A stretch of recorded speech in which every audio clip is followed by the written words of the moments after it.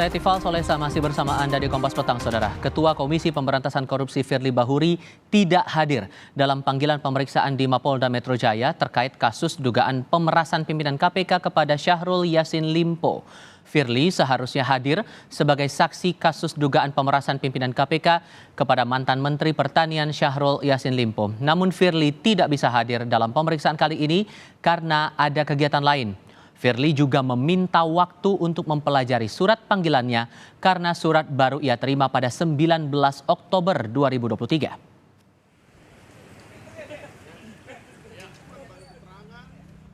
Direktur Reserse Kriminal Khusus Polda Metro Jaya Kombes Ade Safri Simanjuntak menyebut pemeriksaan Firly akan dijadwalkan ulang pekan depan. Ini adalah pemeriksaan pertama Firly sebagai saksi dalam tahap penyidikan terkait kasus dugaan pemerasan pimpinan KPK kepada Syahrul Yassin Limpo. Firly akan dimintai keterangan salah satunya soal foto pertemuan dirinya dengan Syahrul yang beredar di publik.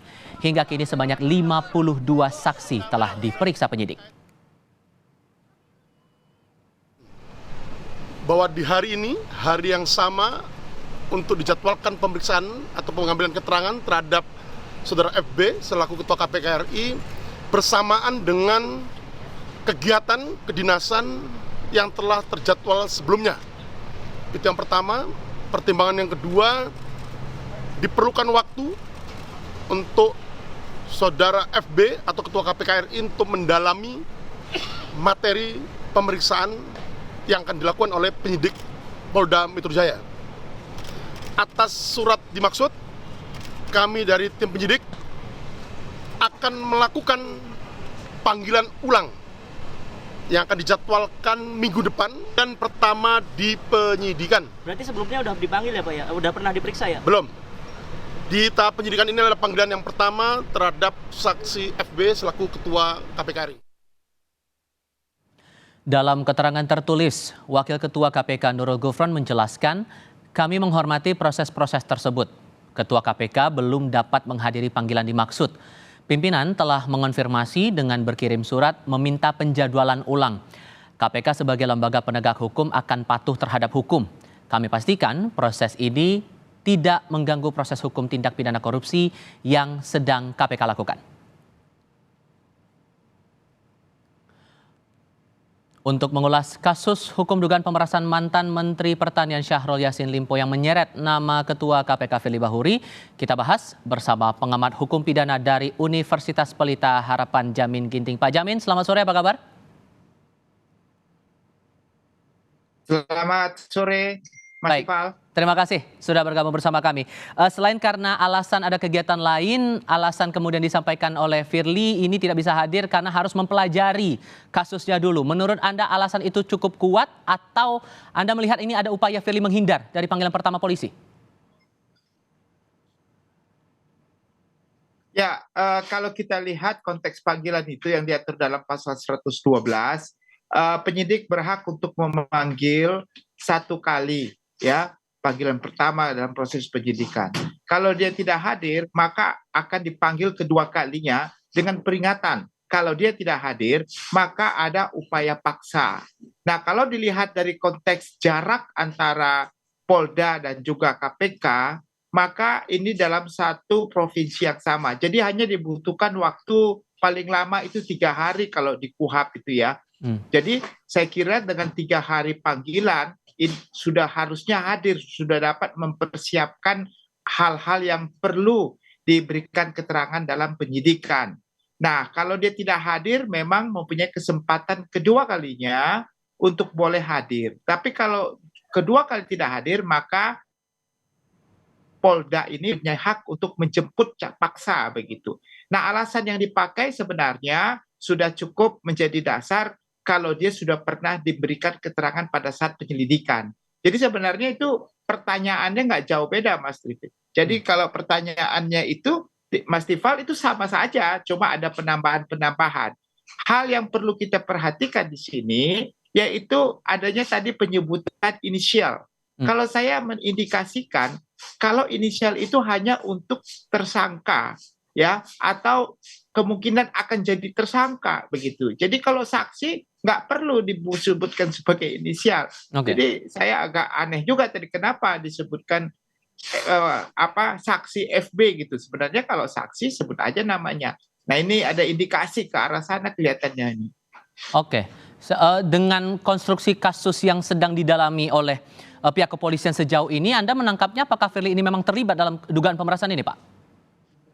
Kalau dalam konteks penyidikan itu artinya apa? Penyidikan itu artinya mengumpulkan bukti tersebut, dengan bukti itu maka ditemukanlah tersangkanya.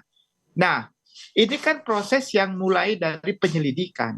Berarti sudah ada peristiwa pidananya, tinggal mencari ada nggak dua alat bukti untuk menentukan sebenarnya pelakunya siapa. Kalau peristiwa pidananya sudah ada dalam proses penyelidikan, kalau nggak ada nggak mungkin dia naikkan ke penyidikan begitu. Jadi sebenarnya kasus ini sudah pasti ada tersangkanya. Cuma tinggal mencari siapa tersangkanya dengan dua alat bukti yang cukup, sebagaimana dimaksud pasal 184. Tapi kalau kemudian difokuskan pada sosok Firly Bahuri ini, Anda menangkapnya sudah jelas begitu?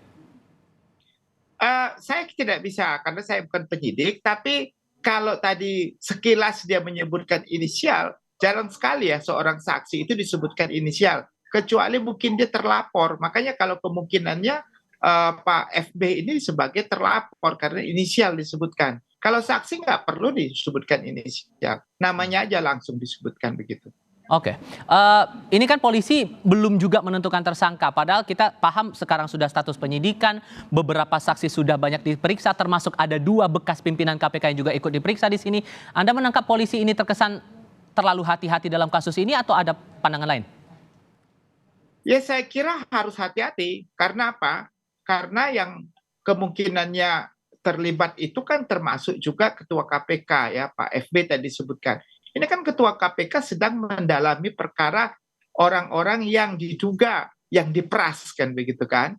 Nah, yang diduga diperas sedang diperiksa di KPK. Makanya harus hati-hati dalam menangani ini. Apakah ini bagian dari serangan balik terhadap proses korupsi yang sedang berjalan atau bukan. Nah, jadi harus dihormati juga apakah alat bukti yang sudah cukup enggak untuk menyatakan ini adalah tindak pidana pemerasan. Mas Firly, kalau kita lihat pasalnya sama persis. Pasal pertama tentang gratifikasi, kedua ya tentang pemerasan. Nah, itu jadi ini pasal yang sama juga diterapkan kepada orang yang diperas dalam penanganan yang sedang ditangani oleh KPK sekarang begitu. Oke, sehingga Anda menangkap bahwa dengan 2 kasus ini yang berjalan begitu akan makin kuat konflik of interest-nya di balik ini semua? Nah, ini ada bedanya. Kalau di dalam konteks penyidikan di kepolisian, dia belum bisa dalam proses penyidikan menetapkan tersangka. Tapi kalau kita KPK sekarang sudah lebih progres ya, artinya dia lebih di depan ya, bahkan sudah melakukan penahanan begitu ya terhadap Pak Yassin Limpo sekarang begitu ya. Nah, jadi prosesnya ini kan berbeda. Jadi kemungkinan besarnya apa bukti yang lebih dahulu didahulukan, tetapi setiap lembaga punya kewenangan masing-masing. Jadi nggak bisa karena Pak Yassin Limpo sekarang sudah ditahan, lalu kasus ini dianggap oh ini nggak berjalan, nggak boleh. Tetap saja mengedepankan praduga tak bersalah. Baik, sehingga kalau kemudian terlambat untuk menetapkan status tersangka dalam kasus dugaan pemerasan ini, Anda menangkap kesan apa yang bakal muncul di publik setelah itu?